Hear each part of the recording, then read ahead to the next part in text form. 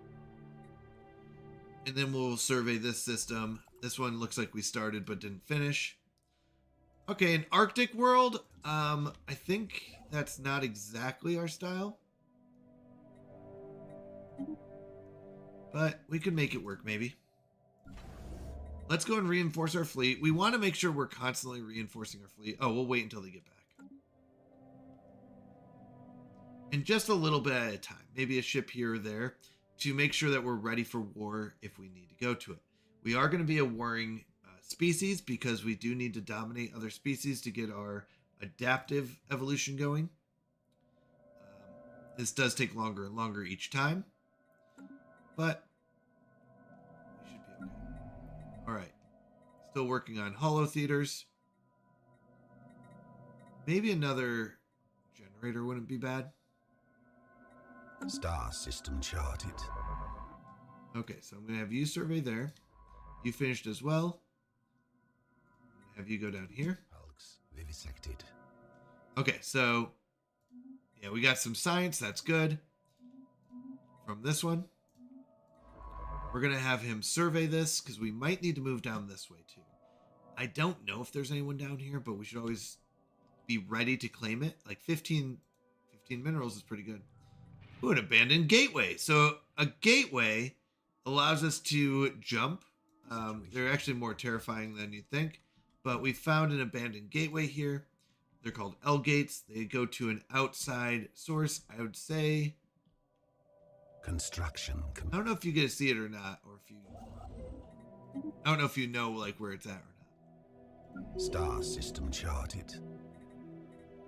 This place is starting to have lower amenities. It might be worth throwing in the holo theater. All right, this progresses. False asteroid. We have discovered a spaceborne organism that shelters inside the asteroids. That's known to us as Cuthelloids. These creatures are ambush predators that are capable of lying in wait for several years to capture their prey. Capable of engulfing entire ships, we should be very careful when approaching unsurveyed asteroid belts, as they are found to be extremely dangerous. The good news is that they appear to be quite rare, and their asexual reproductive processes can take hundreds of years. So we can study them or destroy them, and we get minerals every time we find them and destroy them. I would say more important than minerals, though, is probably whatever they can give us for research. Is hailing us. Minerals aren't bad, but it's not hard to get your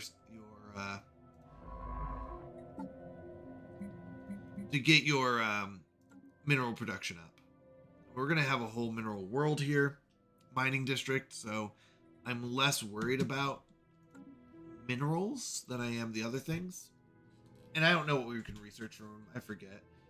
But that's where I stand on that. Okay, so he's already researched that. Let's have him keep going.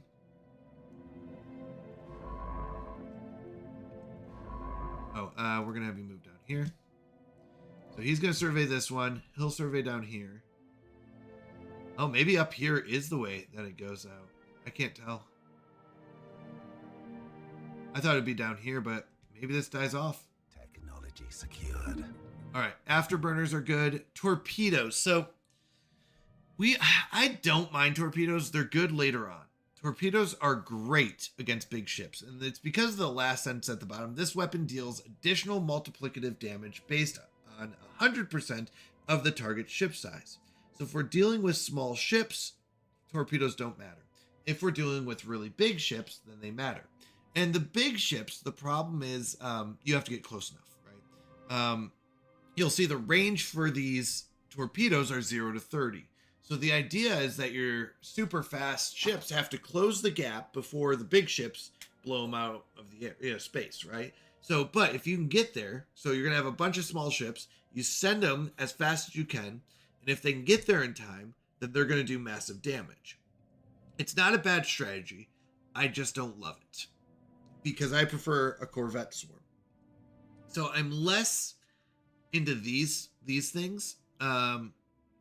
Torpedo tactics are where you try to get as, strafing runs. You try to get as close and run by them. I do like the armor. I like the ion thruster, but we always have this available. So it's either armor or Corvette build speed and cost. Personally, I like the cost part of this. because less alloys going into this is more alloys for expansion and everything else. Armor is really helpful for us. We build pure armor. We're going to go for the ship build, I think.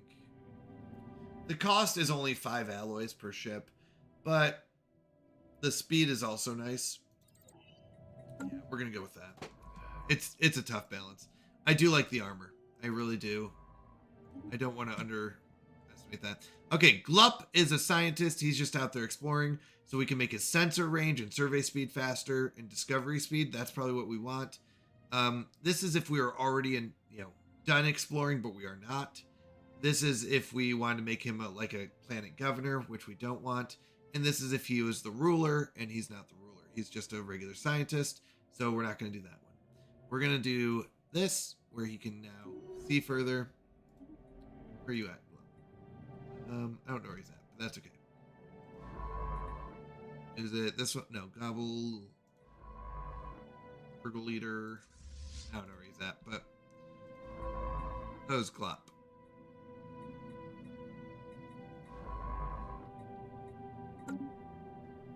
Not sure. Wait, do I have an extra leader? Spaceborne life form. Oh, yeah, you. Where are you at? Okay, so we found some more ancient mining drones, so good thing we didn't accidentally go in here. Although, to be honest, they don't seem that dangerous. They're not that dangerous for science ships. They're more dangerous for military ships, and we don't need to go that way, so I'm not too worried about it. But at least we found them. All right, the He aliens. Having decoded what counts as a language among them, Envoy Ulg has identified the He aliens as a nomadic civilization known as the Karabnaran Freeholders. They occupy a number of large space stations in and around the Astaros system that house the bulk of their massive numbers in crowded and squalid conditions. Despite this, or perhaps because of it, they seem to have developed a strong martial culture. Life in the cold void has become second nature to them, and they are very adept at space warfare. There is no Karabnar central government to speak of. Instead, they are divided into several different factions that vie endlessly with one another for resources and respect. Given their large population and the shipbuilding capabilities of their stations, this constant infighting is the only thing keeping them from growing into a significant threat to galactic peace. This is a problem if they're right next to us. So, Karabnaran Freeholders. Outsiders, we are the Karabnari. Unlike the civilized star nations of the galaxy, we have no single master to lord over us. But I have been chosen to convey this message to you on behalf of all of the houses. Do not try to impose your soft and effete ways upon us. We may freely send your alien ships into Karabnar. Oh, you may freely send your alien ships into Karabnar territory, but do not expect them to return. Our warriors will welcome the diversion, however.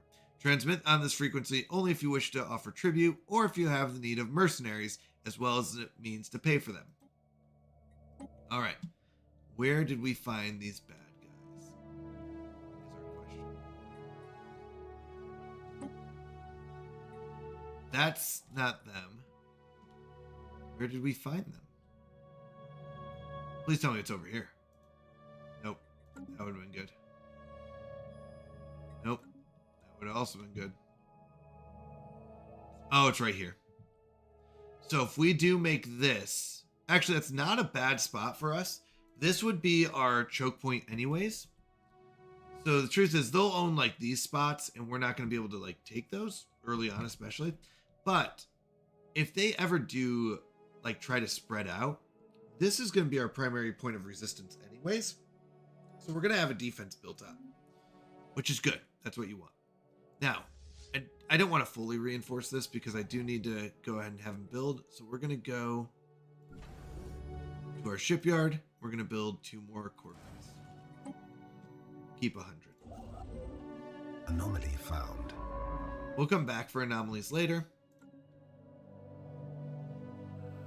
Doesn't look like this connects over here. I wonder if it's up here. It spreads out this way. I'm not sure if this just dies off or... Looks like it might. I don't know. Might be worth sending this ship back up.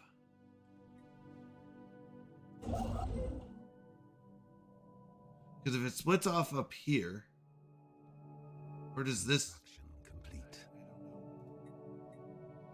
Anomaly found.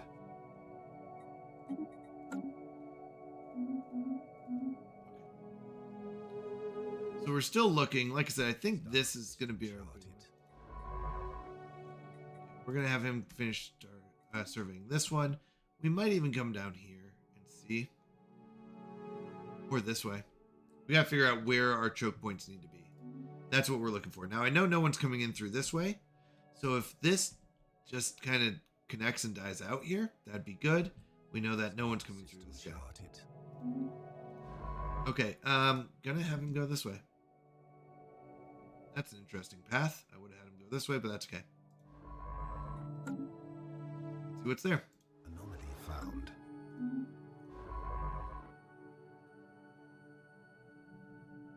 Construction complete. Okay, so should I start going this way? It depends if where we're gonna think we're gonna find people, right? Now we're gonna want to make it at least to here, I think.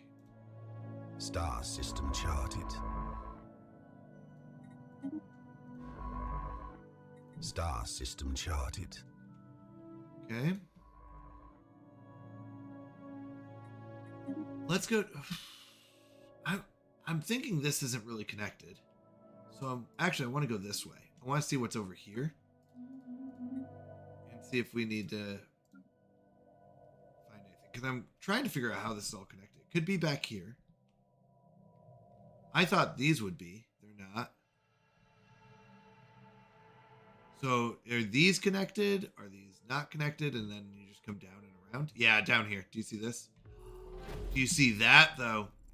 Okay, so this side and this side are all connected right here. Okay, Requiem for a Drone. In an unexpected turn of events, grief seems to have taken over Pabma 2. We are witnessing an unprecedented halt in the work of an entire hive, in the aftermath of the death of a singular drone. We are unsure why this drone is different from the others, but the hive seems to be holding some kind of ceremony, where the drone is almost religiously cut to pieces because before those pieces are taken to various nurseries for newborn drones. Moments later, the entire hive springs in motion again. This is highly confusing and looks a lot like an event of social or spiritual importance. Interesting.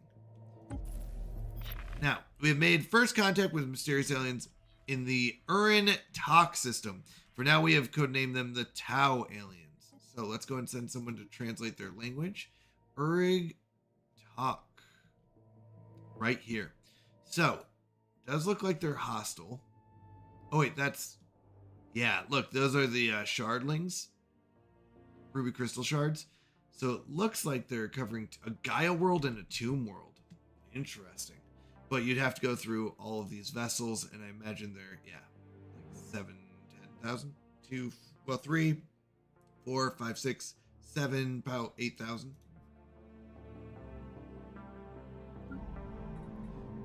They're happy. We do want more minerals, but I also need more energy credits. We're starting to lose 11. It's not terrible, but it's not. We want food is fine. I don't really need this world to do much yet. I'm thinking as our population grows, but the point is half of our population is going to this. We actually don't need an agro world at all. It's just a really good agro world. We're already selling 40. I think it's 60 something. Is the max that you can trade without affecting the market. So let's see. Stellaris market without decreasing price.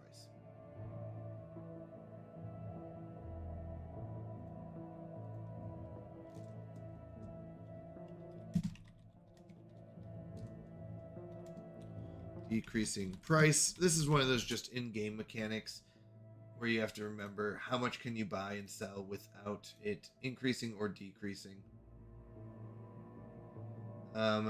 That's as of 2023. I think in the resources one you can get it. I don't know when this was last updated in the wiki. What does it say? I think it has been though, but wikis are always nice. So it says 64 for basic resources.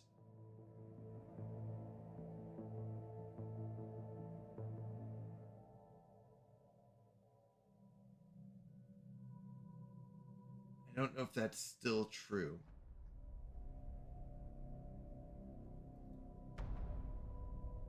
That's the only problem. I don't know if that's still true. Is there a way to tell in Wikipedia when it was last updated?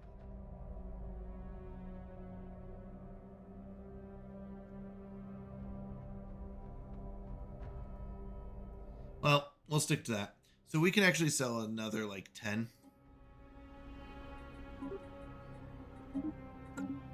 Just to try to get it more trade. Trade will go and buy the stuff we need later, but we don't need a bunch of food. We don't. Especially spare food.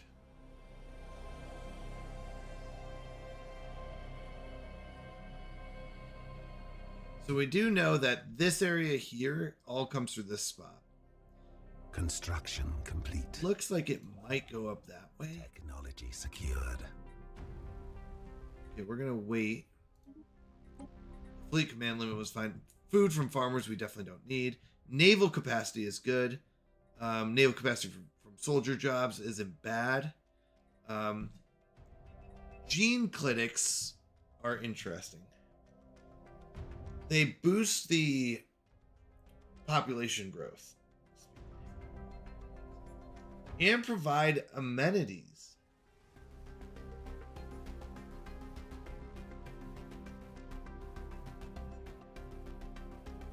A 10% growth speed does not seem too bad.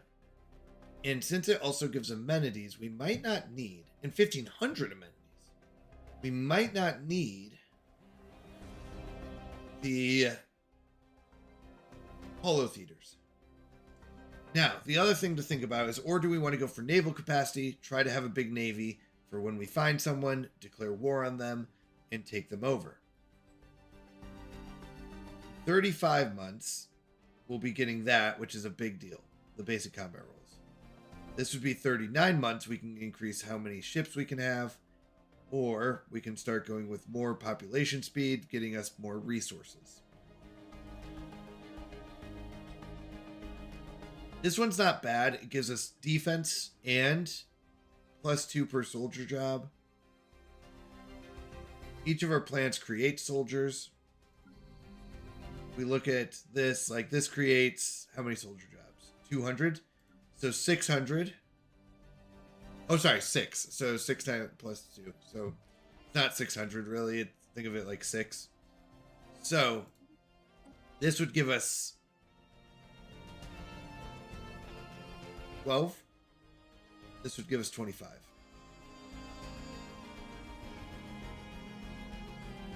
Let's go for naval capacity. I think naval capacity is good. Need 145 minerals.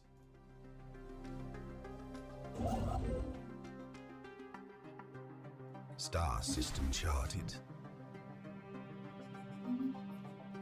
He finished. Let's see what else is down here. Oh, that might be in their spot. If this goes to the left, so I think we're gonna see if this way. This definitely connects here. This connects up here. Well, if we look closely, though, we know that this connects up here. I don't know if these two are connected or not. All right, Teth aliens. Where is this? So we found some more shardlings here. Whoa! That's cool. I love their space buildings here. So, we also found these guys. These are, space whales, Tiankis. They're just giant space whales. But this is like their breeding location. Like their ultimate breeding location, it looks like. So, we're not going to be able to go this way. But no one's really going to be able to get through that anyways. So if we claim down to like here, we'll see what that means. But yeah, we'll investigate, and I think we can investigate this. The space whales tend to be pretty passive, friendly. Oh, he's taking a long time. There's a lot of spaces here. Ooh, an astral scar. Wait, what's that too? Oh, an asteroid. Construction complete. All right. Those. There's actually some good stuff. Volatile motes out here. Those are good, especially for later. All right, we got our first ascension. That's great. Lord of War, Enclave capacity, diplomatic weight from fleet power. Not bad. So we can get dividends. We have mercenary enclaves under our patronage. Pay more frequent dividends. We can send a fleet out. We can make a fleet, send them out, and hire them out, basically. And we can get paid in dividends. But that's not really what we're looking for. Starbase influence cost, not bad. This is if we want to spread even faster. I'm not too worried about it. This one I like still. Research, I think, got nerfed if I read it on it correctly, but I still like research. I think research is great. Rare technologies are always helpful. This doesn't enables research-focused policies. Yeah. But it doesn't give the 10% it used to. One Vision is also really good. Unity is so strong, so we're going to want both of those. Question is, do we want technology first or One Vision? One Vision will lead to filling out the tree faster. Mastery in Nature is a no-go for me. Empire size from planets. No. Empire size isn't that bad, even at the extra cost. Edict Fund, Council Agenda Speed. Not for these people that we're playing. Leaders, not really what we're playing. This one's going to be good later. This will be good later, but not right now. We don't have any subjects as is. So it's One Vision or technology. We're going to go One Vision. Giving us that unity boost, getting us more traditions as we go. So it's like a boost to get faster unity and traditions. Star system charted. All right, we're going to come down here. Once again, we're trying to see if there's someone out here. I would like to at least claim to here, actually, but it depends. Spaceborne life forming Okay, so we found something here. What is it? These shardlings. Okay, found shardlings. So he's going to run away. Looks like the shardlings are, some are going here and some are moving that way. So I'm assuming if we go in here, we're going to see him over here. Let's just see what we find. Living crystals? The irregularity we had designated as Tau aliens appears to be made of some sort of crystalline material. Curiously, it seems to be able to propel itself across the void and protect itself when necessary, indicating that it may be alive. Our researchers are working hard to find out more.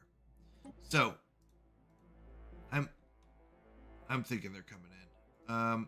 I'm going to have you start over here, though. Yeah.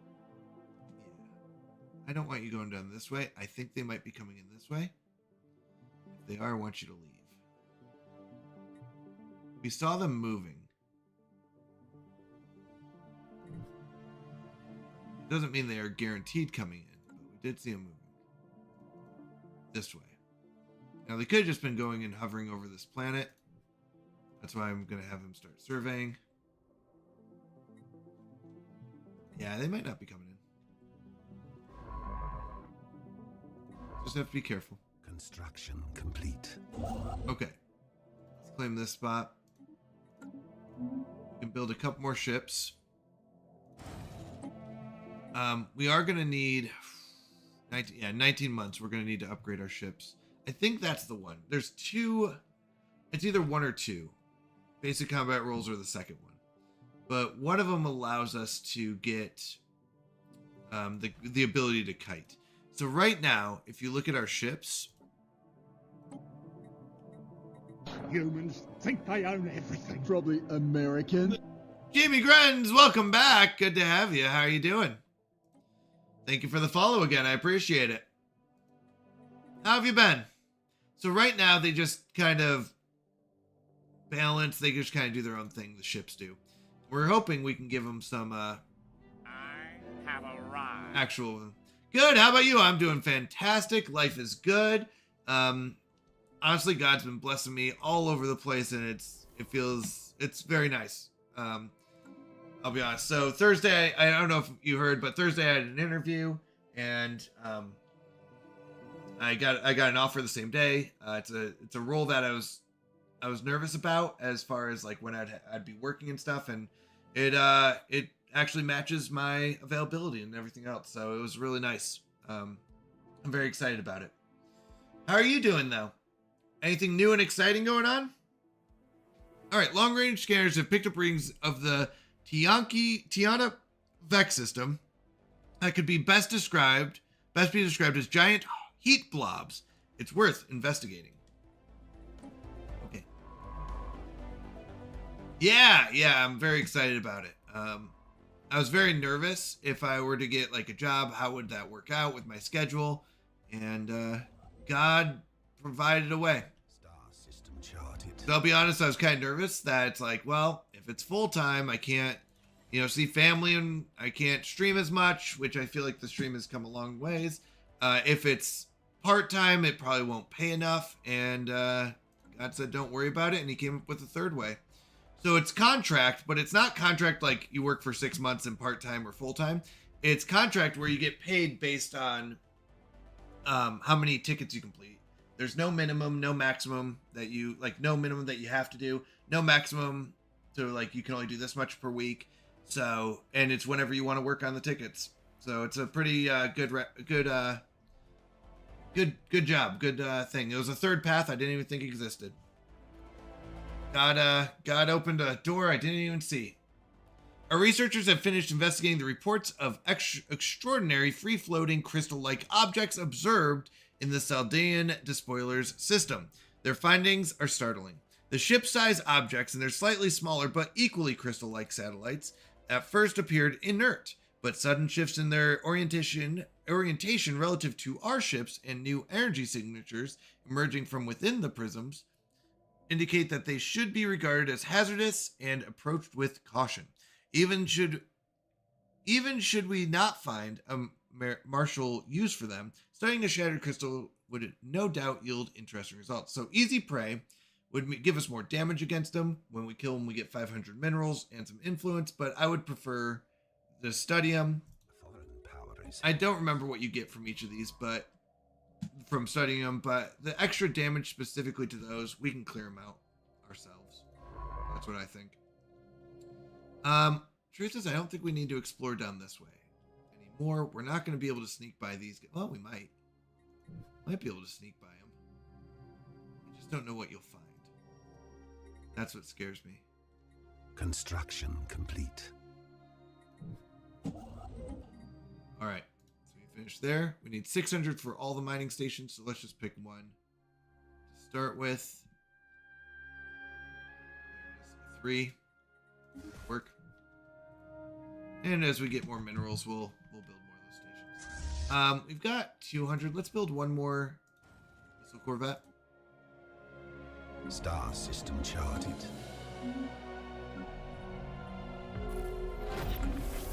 All right. The Samek aliens down here. Ugh, that's interesting. We have made first contact with mysterious aliens in the Satyria system. For now, we have codenamed them Samek aliens. So we have to go figure out who these are. I don't see anyone here. So when he says we met someone, let's see who they are. Oh, there they are. That looks like a science ship. And it is. So, that means somebody... Weird part is they came from there? They came from here. That's interesting. But nonetheless, we need to start claiming these spots. Because we've met someone over here. If I can claim down to here, then we've trapped them at least along here. Otherwise, they can escape and go up to here. Star system charted. So, I'm gonna go back this way. I'm gonna see what we can find over here. He's done. And are you done? Oh, you are. So why don't we have you survey that? And why don't we have you survey this way? Because I'm wondering if I claim this spot, does this connect or no? Most likely it does. So this is our head of research. We can give him carefree, which gives him faster anomaly research speed, or archaeological excavation speed. Neither are good or bad here. We want something that, like, more research speed or great global things, but wouldn't say either one is great or bad.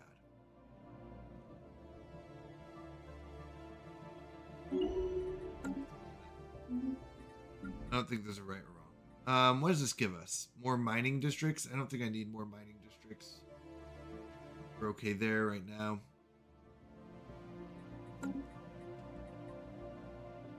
We're over halfway on the adaptive evolution. So that's good. Okay, so it looks like they have a station here. Right? So they've already claimed this spot. We have first contact with the Vurul.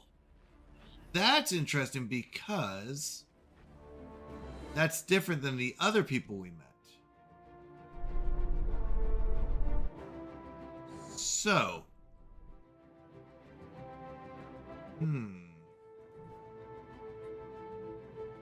we do want to take this. Maybe down to here then. Any kind of one of these choke points that we can get to would be good for us.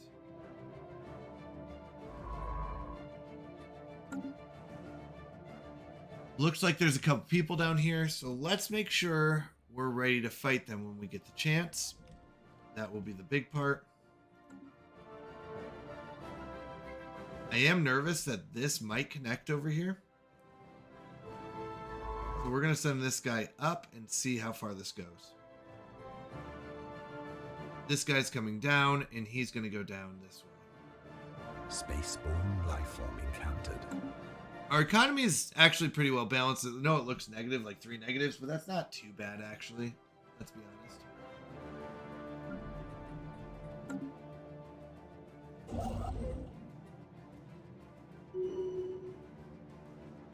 Oh, insight breakthrough imminent. Okay. Construction complete. It's gonna come down here, get this one. Okay. So we found some flagella. They say it's aggressive, but it doesn't seem to be hurting anyone over there.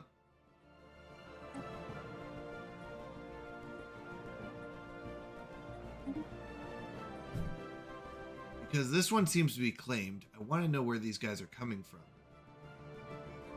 Now, I do see the shards here.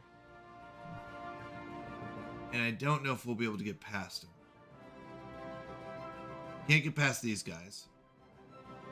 These are about 2,400 strength. We're at 1,600. Definitely not strong enough yet to get through them. I would like to conquer these people. Recon and research vessel under attack.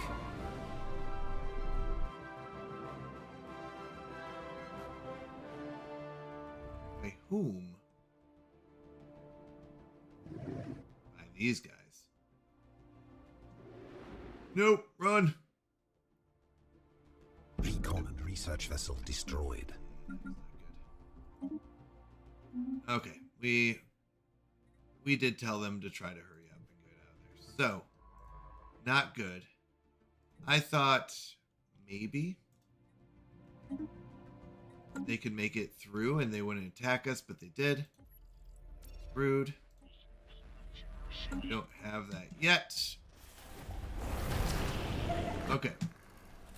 Samek aliens. It has quickly become apparent that the so-called Samek aliens are in fact part of a major spacefaring civilization. Our probes in the Vural system have detected starships flitting between a number of space stations across the system.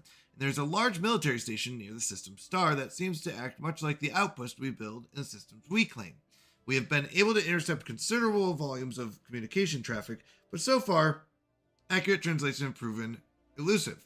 Let's nab them and have a closer investigation.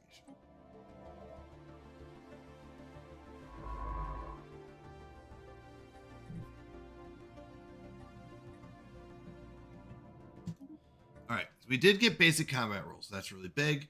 Research station is not great. Colony development speed, we don't have that many more colonies. This isn't bad because we are negative. We don't need lasers. Oh, great Odin's Raven have arrived. Great Odin's Raven! Heyo! How are you doing? Welcome in, Raiders! Think I own everything. Probably American. Probably American. Thank you for the raid, Joker in a vest. Good to see you back. How are you doing? And Zaphanath Pania. I say that correctly. Welcome in. Welcome in. So good to see you. Dreamlings raiding in. I love that. I love that. Welcome in. So nice to meet you. Let me get you a follow back as well. How are you doing tonight? Oh, I am already following you. I must have met you in another chat. Very exciting. Joy in Jesus. Hello, hello. Chestnut MP4. I love the name. Welcome in. Hello, hello, everyone. Good to hear you're doing well. I'm also doing well. Think I own everything. Probably American. Probably American. Welcome in, welcome in. Anyone who doesn't know me, I am Canadian Mountie. Let me give you a shout out as well here in chat. I know it pops up on the screen, but I always like to give it a second shout out. If you need to raid and run, absolutely feel free to. I totally understand. I know streaming takes a lot out of me as well. But if you want to stick around, welcome, welcome. Once again, my name is, I am American. Well, you're about to hear a story. I am Canadian Mountie. I'm a Christian variety streamer, usually playing strategy and cozy games is what we focus on. And then we do some fun, goofy games with Google Llama's here. Google Llama's my wife. And we do some stuff like that. Think I own everything. Probably American. So a little bit about me. I'm always honest with my viewers. Me personally, so I like to think of me more as a cartoon nowadays, or the B2 Mile, but me personally, I used to be Canadian and I am no longer Canadian. How that works out is my parents were missionaries in Canada, and I was born while they were missionaries in Canada up there, and I only was up there for about 2 months before we moved out of there. But here's kind of what happened. My parents and myself, I guess, I mean, I was a newborn at the time, did not realize that in order for me to not be Canadian, they had to fill out certain paperwork. That paperwork was not filled out, so therefore, since I was born in Canada, I was Canadian. Even though they were American and they were missionaries at the time, I apparently, since I was born on Canadian soil, was a Canadian. So, for the first 15 years of my life, I did not know, but I was secretly an illegal Canadian sneaking around America. Yeah, born Canadian, raised American. There you go. So we didn't find this out until I was 15. And when I was 15, let me go to the just chatting screen, I guess. When I was 15, I went to go get my driver's license. And that's when we found out. They were like, hey, you're not American. And I was like, what do you mean? Of course I'm American, right? Like, I don't know. I've lived here most of my life. But anyways, so I had to go down to Tucson, had to raise my right hand, swear to no other princes kind of thing, which was really funny because, like, I don't know any other princes. I've lived in America. I couldn't even name princes. So anyways, that's basically what it was. I became American. There was, I think, a chance for, oh no. I think there was a chance that I could get like dual citizenship, but I mean, like I said, I hadn't been back to Canada since I was like 2 months old. I mean, we did go to Niagara Falls, so there was that, but that wasn't like going to Canada. That was more of like going to that. Oh no. Okay, it should be about 40 seconds. Let's go. Thank you, Joker in a vest, for that gifted sub. Honestly, that means so much to me. I really do appreciate it. Let me write it down here. We do a little fun thing at the end. I'll go and tell everyone when they get back out of Agile. I am free from Agile. I love that. I'll tell everyone when they get back. So I apologize. About 15 seconds. I apologize for ads. It's either pre-roll ads or you run it during the stream. And I know pre-roll ads are kind of annoying, so we try to do them during the stream. So if that ever happens, just let me know when you get back. We'll catch you up. That's how it kind of goes. All right. Everyone should be heading back now from Agile. I hope you had wonderful ads and inspirational ads, I guess. I don't know. I don't know what to say about ads. All right. So anyways, when I was 15, they said, I went to go get my driver's license. They're like, hey, you're not an American citizen. So I had to go down to Tucson, raise my right hand, become a citizen. I probably could have been dual citizenship, but I had never gone back to Canada since, except for visiting Niagara Falls. So, hello, Casey. Good to have you here. How you doing? Welcome back.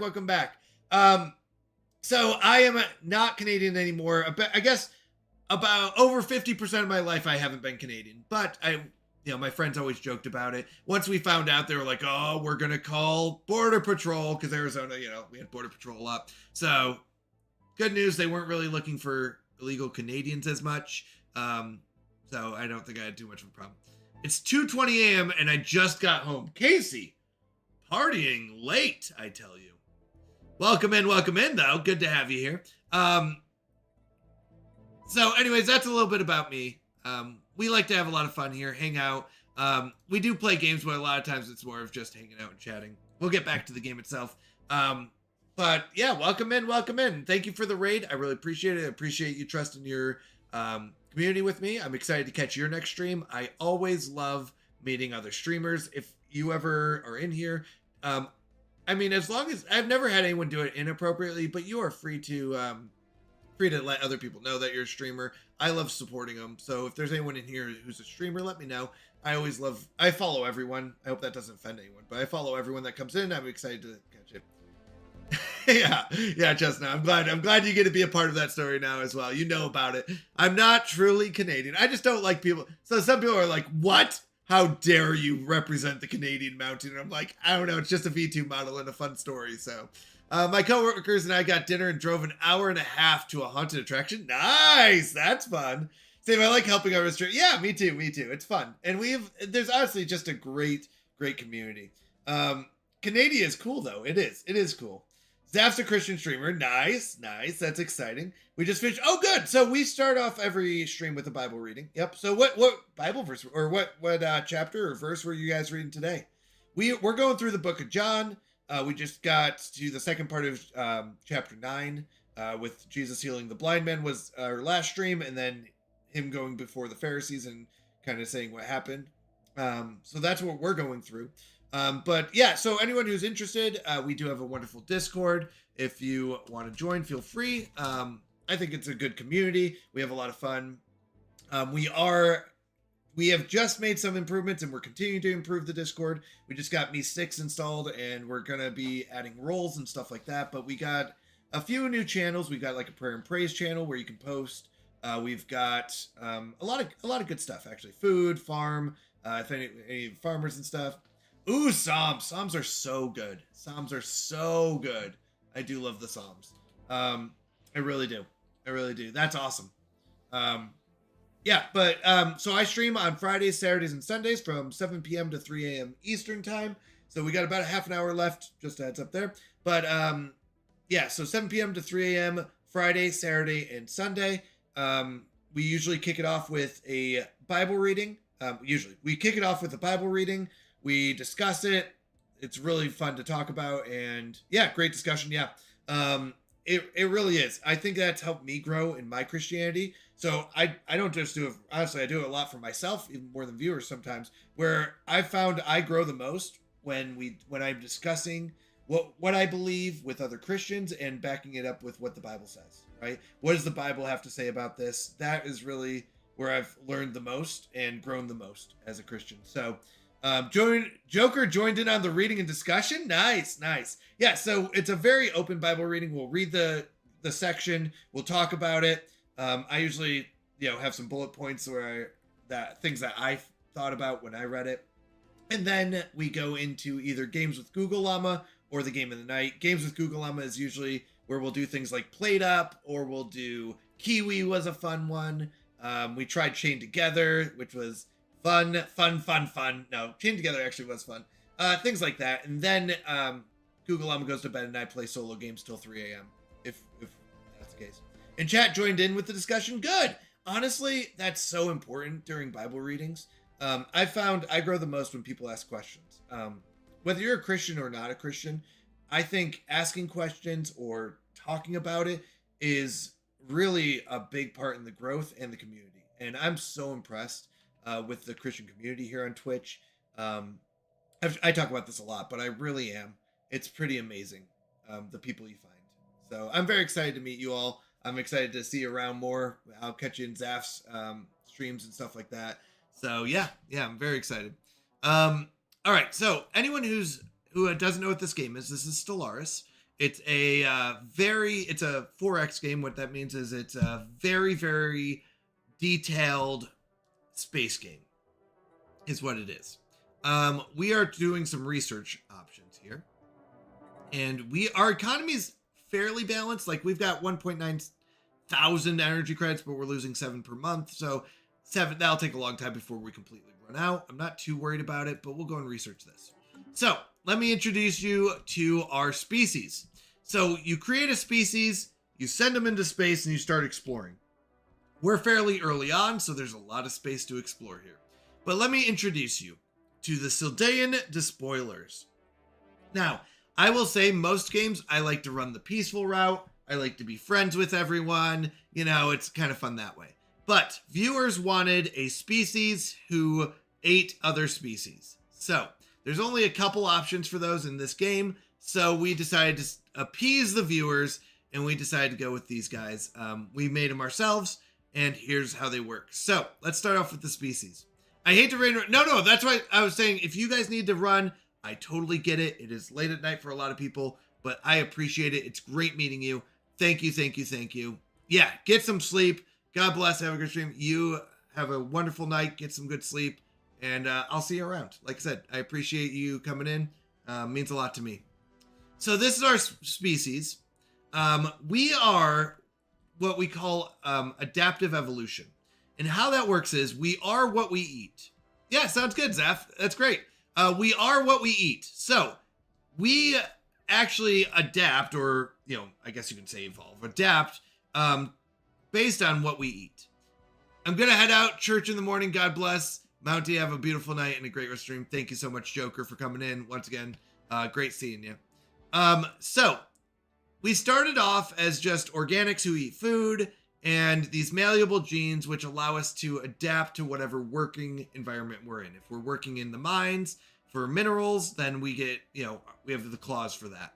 If we are working with the energy credits, we have insulators. If we have working with food, we have these plows that, things like that. So helps our species really adapt to what they're working on. Then we ate a bunch of creatures, kind of evolved. I guess you can say evolved. I don't know if that's the right word. Adapt over time, but evolved. And we got these other traits. So we're adaptive now, which means that we are very good at adapting to our environments, whether we're in a jungle or a desert. We're much better now, plus 10% at least. Not like insane, but we're better. We're now rapid breeders, so our pop growth speed goes up faster. We are also radiotrophic, which I didn't know what. I don't know if I wanted to take this, but that's how it works. So half of our food, remember we eat food, but actually half of our food consumption actually goes to energy credits. So we basically eat food and consume energy credits, but it splits. Now, the bad things are we're not really good at resettling, which means that when we get a new planet that we want to populate, it's more expensive for us to populate that from other planets. We have to do a lot more natural growth. We are also jinxed as a species, meaning our leaders tend to have more negative traits, and we're unruly, which means that it's harder to rule over us. Hello, Edgewax. Welcome in, and thank you again for the follow earlier. I think I saw you follow earlier. Thank you. Sounds like you assimilate. That's exactly what it is. But based on what we eat, that's the funny part. So we're adaptive evolution. We get unique genetic insights, and based on over time. So every time this bar fills up, we get a new trait, and a positive trait. That's the good news. It's never going to be negative, but we get a new positive trait that allows us to figure out what we like to do. So there's 3 ways we can do it. We could be based on what we eat, which could be other species eventually. We haven't really met too many other species yet.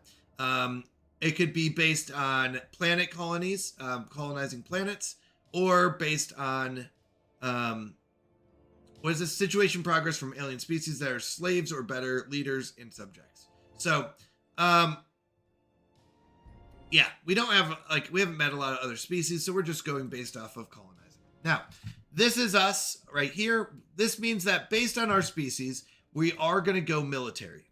Once again, I usually like to do a friendly game, but we're going to go military. So we decided that our government, or our, species as a whole, are militarists.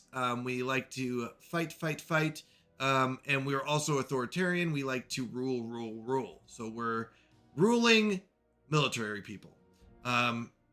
These 2 civics give us boosts to our militaries. That's kind of what we were going for. Zerg Rush unlocked. There you go. Now, our current ruler, his name is Dibberdabber, Warlord Dibberdabber, and he gives us some boosts here, like to our ships and stuff like that. Military. We don't have to go into all the details. He's got an heir because we are what is it called? We're a bandit kingdom. We have imperial rule. When he dies, when Dibberdabber dies, the new heir, Lejorm, will take over. Okay, so that's kind of how our government works. We're imperial bandit kingdom where we have a ruler, and then his heir will take over, or her heir will take over. Now, if we go to our contacts, you can kind of see who we've met. And we don't really care about these ones. We're not going to really interact with them. Pre-FTLs, we're going to rule over. We're going to steal some of their population and rule over them. The Keepers of Knowledge are a fallen empire. We are not going to fight them. They are an empire that has been around for many, many centuries, and they are much bigger than us. These are the Raiders. They are very mean. They're very rude. So we're not going to attack them. They're extremely powerful. We're definitely not going to be able to attack them. Remember, we're pretty early on. So we've officially spread this far. Now, we are meeting new people down here. And that's a problem. It's a semi-problem. It's a problem because we wanted to claim all this territory. But it's not a problem because now that we met them, we can conquer them. So we're trying to build up a military to go and conquer them. But we also need to research our military technologies, and we just finished one. So welcome in. You are hitting a good point where we get basic combat rules. Now, what this means is currently our ships just flounder about and just shoot rockets everywhere, right? They just shoot missiles everywhere. Every man for himself kind of thing. But now that we've got some combat rules, we can tell them how they should organize, right? It's kind of like a more disciplined fleet. So we could do what's called a swarm. And what this means is they run straight at the enemy and try to deal as much damage as they can. But the problem is we are using long-range missiles. So I don't want them swarming and running at the enemies. What we really want is them to stay away. So picket is they'll just go to a medium range and stay there and, just stay there. Well, we don't want that. We want them doing artillery. What this does is a couple things. Notice how, if you do swarm, you get evasion and shipfire rate. Both are very good, but the tactic is bad. It's about getting up close and trying to dodge their bullets, right? And do as much damage as you can up close. But the problem is we're using missiles, which are super long range. You can use lasers or mass drivers. If you're interested in learning the differences, you can watch my last Stellaris stream where we broke down all the weapons and stuff like that and said, hey, what does each one do? But we're using long range. So this one gives us tracking, which is better chance of hitting them, and shipfire rate. But once again, the picket tactic is to stay at medium range. And we want the opposite. We want to go artillery. Artillery said stay as far away as you can, and it also gives us shipfire rate and more ship weapon range. So not only do we have the long range weapons, but now they can shoot from farther away. What this also does is means that our ships are actually really fast. They have good evasion, chances of dodging, but they're also going to stay at farthest range, which means no one's going to be able to catch up to us. This is such a huge upgrade early on that we, oops, I forgot to save. I was like, why did that not work? We do this, we save, and this is so big. So these are called Corvette swarms. You will find people have different opinions on how to do these fights. I think it's one of the best parts about Stellaris. It's a lot like rock, paper, scissors. So something to think about there. Ooh, they are not back here. So they did claim this spot, but they have not claimed this spot yet. So that means they're probably coming from this side over here. We are going to try to conquer them. So we're going to build up some military. All right. So this game has a lot of events that happen. It's a lot of fun. But this one, we found what are called Tiyanki. They're giant space whales.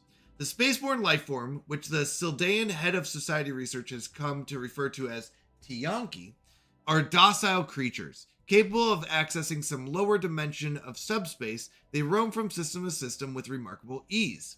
They graze on gases common in the upper layers of many gas giants. It is highly unlikely, to say the least, that this is their only food source, but intake of other nutrients has yet to be observed. They will rarely, if ever, attack. Even when provoked, they can safely be ignored. So the good news is, we found out that these space whales are very friendly. We found a bunch of them in here. So we know that they're friendly. We don't have to worry about them. Now, these shards are mean. The robots are mean. And the Vessels upgraded. other ones are mean. Okay, our fleet has been upgraded. That's great. We are focusing on military now. Our commander has upgraded. That's good. So we can do Admiral, which means weapon damage and fire rate go up, and combat disengagement chance. Combat disengagement chance isn't bad, except for we're using a Corvette. We don't usually disengage too often. Damage versus star bases and orbital damage doesn't matter. Stability versus, this is if he was a governor and he's not. And this is if he was a ruler and he's not. He's just a regular commander. Right? Glumpus is just a regular commander. Double checking, yeah. So he's not a ruler, so we don't need these two. We want the weapon damage and fire rate. This is good for us. All right. Glumpus, you're going to lead us to victory, my friend. You're going to lead us to victory. Victory, victory. All right. We just have to build it up. Now, we do need some more food, which is good, because this planet hasn't really been doing anything, because we didn't need food before. We're also selling like 50 food, so we don't need that much. Star system charted. I'm going to build a couple more of those. Would like to claim these, but I also need the alloys for more ships, so we're going to come back this way. Here. We can't get by these guys, and we can't get by these guys. So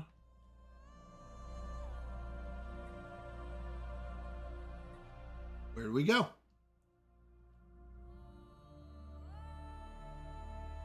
We can't get by those guys. So we can send him up here. That's what I think we do.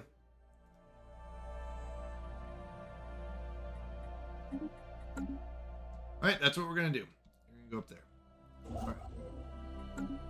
We need our fleet ready to go fight these guys as soon as we figure out who they are.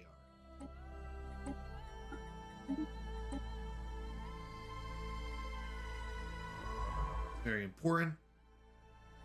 Actually, you know what we're going to do? We're going to just have you... Yeah, we're going to have you do that. Council agenda ready. All right, we're going to fire this off. So this is influence, which we don't need a ton more. Unlock one more counselor slot is not bad. Will give us more. I think naval capacity is what it'll give us. Worker pop resource output would be good. And those are our options. So we either want to expand the council or get workers. Let's go with resources. Resources are good. Now, I do apologize. Give me one moment. I'll be right back. Just one moment.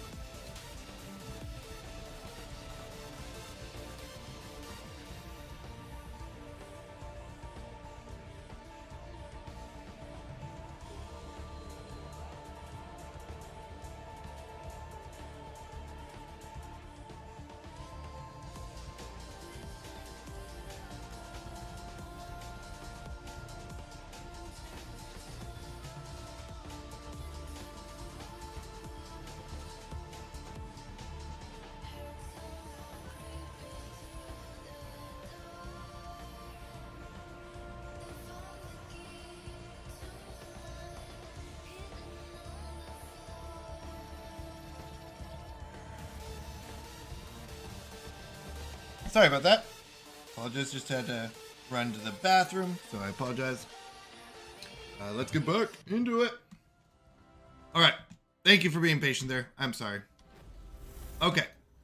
So, the Samek aliens, a brave team of covert special forces, has escaped Samek alien territory with a captured cargo vessel they intercepted in the Vurul system, along with the ship's crew, which was largely taken alive. Much of the vessel's hardware and computer systems were also spared major damage. So we captured some of them, on purpose, by the way. We captured some of them, and we're going to interrogate them or cut them up.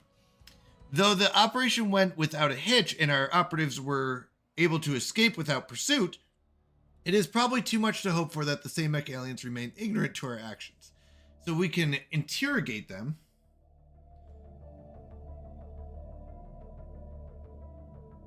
Or we can vivisect them, cut them up.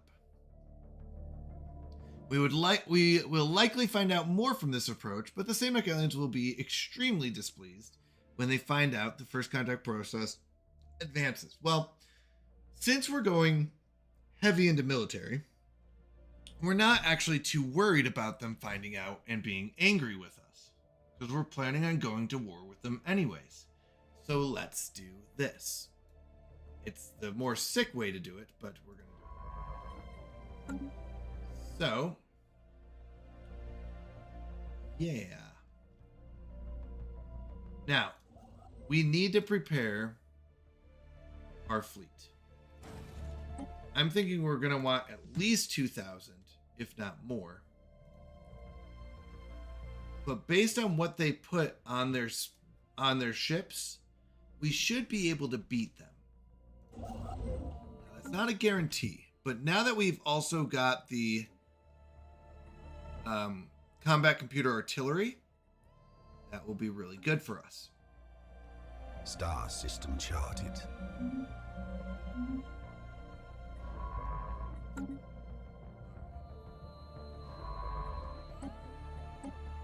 going to have him just go exploring. Oh, sorry about that. I said itch. Okay. And our fleet is going to get ready to make their way down this way.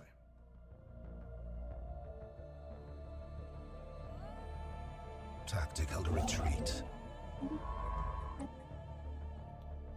Okay, so we see them coming in. Oh, they're right here. They're not going to like us. So we said they've got 2 worlds here. To be honest, I don't think this is going to be much better. Let's see what they do. To be honest, I don't expect this spot to be any safer. Oh, I'm wrong. Looks like it is safer. They haven't gotten here yet.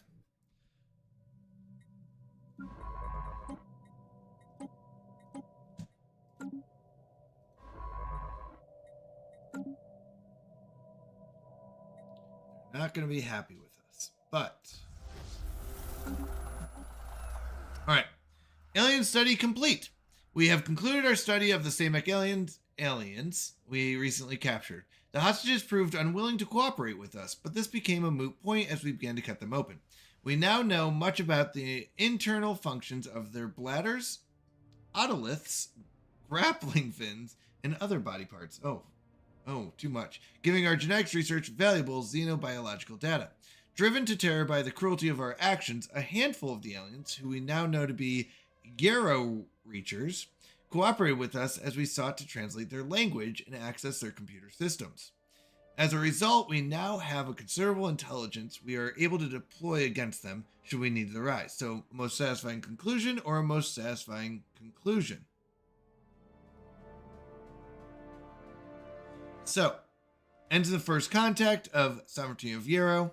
We will find future first contact processes easier to complete. We get eco simulation. This one progresses our adaptive evolution situation by 5%. So that one, that's good. Aquatic DNA will be added to our next evolution. Ooh, aquatic DNA. We get 27, so everything else stays the same. So we're going to use that one. Power is hailing us.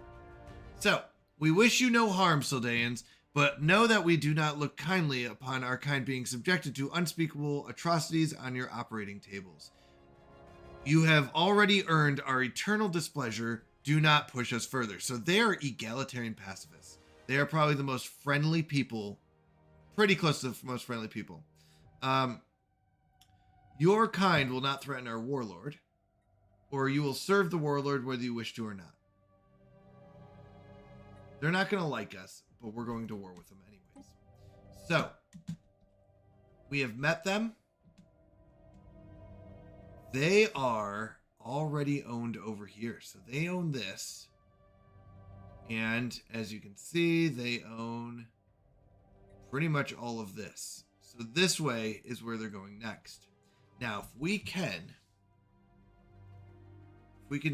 break through here, we can kind of go over this way or over this way and terrorize them. The question is, how strong are they? That's always the question. Can we beat them? I think the answer is going to be yes.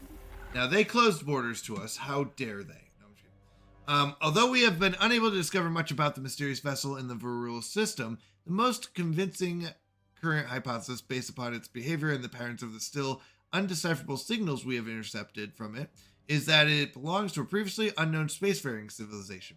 We are redoubling our efforts to translate their language so that communication can be reestablished. Let's nab one of them. Oh, we don't have one in the WoW system. Oh. Need to grab one. Okay, well then just keep at it. We can't do that. All right. We're almost done with our next adaptive evolution, which is good. All right. You know what? This might be a fine place to go and stop. We're towards the end of the stream, anyways. And yeah, I think it's a good one. We'll continue the war later. You know, Homer, this is the part of the job I hate the most, the ending. Up until then, being the bad guy is the best job in the world. That's right. It's the best job in the world. So, couple things. You'll see there's 2 messages in chat. The first one's if you're a sub, you can use the Canadian Mountie emotes. They'll work. Otherwise, they won't work in other streams. If you're not a sub yet, that's totally fine. You can use the second message there that says, please put your hands up. Both are fine. The first one's if you're a sub, though, it will work better. All right. On that note, I do want to say thank you to everyone. Thanks for the Raiders, to the Raiders coming in, and thank you to everyone who's been here, whether you're following, lurking, subscribing, anything like that. It's always, super helpful. So thank you for that. I do like to go on raids to new people. So let me see if there's anyone we haven't raided in a while. You know what? There is another Christian streamer named Mac the Truck. Let's go ahead and head over there. So Mac the Truck, we have raided Mac the Truck before, but oops, let me go and get it. But Mac the Truck is another Christian streamer. I always like to support other Christians in our in the streams. I think they're also family friendly, and we try to run a family friendly stream here. So that's where we're going to head over today. Give me one moment to set up the raid. Other than that, we will be back tomorrow night. So just a heads up there, Mac the Truck. Tomorrow night, 7 p.m. all the way till 3 a.m. We'll be doing another stream. We start with a Bible reading. If Google Llama wants to join us, we'll do some group games, and then we'll jump into some single player game. Thank you. I love you all. God bless. I'll see you tomorrow night. I'm very excited about it.